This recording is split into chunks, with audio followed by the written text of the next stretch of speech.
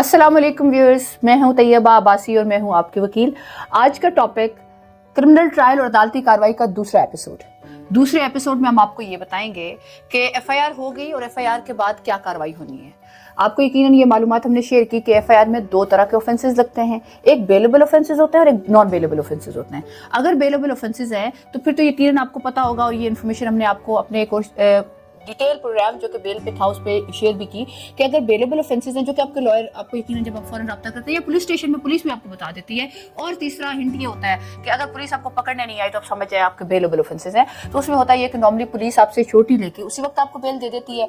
दूसरा तरीका ये होता है कि वो आपको कह देती है पुलिस कि आप कल अदालत में आ जाएं फलां मजिस्ट्रेट के पास और अपनी बेल करवा लें, तो आपकी सेम डे बेल हो जाती है, आपको अरेस्ट नहीं किया जाता। सो बेलेबल ऑफेंसेस में नॉर्मली ये दो प्रोसीजर्स अडॉप्ट किए जाते हैं।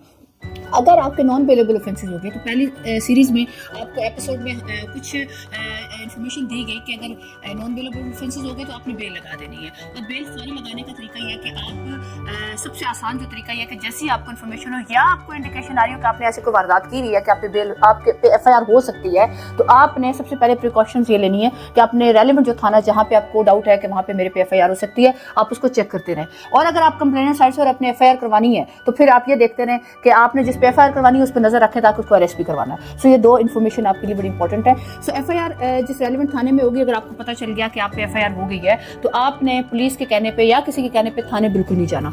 अच्छा, अब एफआईआर हो गई और आपको इन्फॉर्मेशन मिल गई किसी सोर्स से कि आपके खिलाफ एफआईआर हो गई है, तो अपने अपने वकील से रब्ता करना है। और पहला प्रोसीजर ये है कि आपने फौरी तौर पर वकील के थ्रू अपने अदालत में बेल लगा देनी है। यकीनन वो आपको वकील जो है वो इन्फॉर्मेशन दे देंगे कि बेल का प्रोसीजर क्या होगा और क्या होगा, लेकिन आपने फौरन बेल लगा देनी है। और कोशिश ये करनी है कि एफआईआर के बाद आपने अरेस्ट नहीं होना, बिकॉज अरेस्ट होने के बाद यकीनन वो आपको आपका जिस्मानी रिमांड होता है जिसकी एक्सप्लेनेशन हमने फर्स्ट एपिसोड में दी। उसके बाद आपका जो है वो जुडिशियल रिमांड होता है और उसके बाद जाके फिर आपकी बेल होती है। और बहुत लंबा प्रोसीजर होता है, चाहे वो छोटा सा ऑफेंस हो या बड़ा ऑफेंस हो। सो पहला एफर्ट जो आपने टेक्निकली करनी है कि जब भी कभी आप पे एफआईआर हो जाए तो आपने कोशिश करनी है कि अरेस्ट होने से पहले आप बेल लगवा दें और बेल लगा के अपनी अबूरी जमानत जिसको कहते हैं फौरी करवा लें। और ये अबूरी जमानत के बाद फिर अगला जो प्रोसीजर होता है उसमें जमानत कंफर्म होने का होता है। अब कौन से केसेस में जमानत कंफर्म होती है और कौन से केसेस में जमानत कंफर्म नहीं होती, ये यकीनन एक बहुत लंबी चौड़ी बहस है जिसमें मैं नहीं जाऊंगी, लेकिन आपको इंपॉर्टेंट इन्फॉर्मेशन ये दूंगी कि हमारे लॉ के अंदर लिखा हुआ कौन से ऑफेंसेस है जिनमें नॉर्मली ये कहा जाता है कि 7 साल से अंदर जो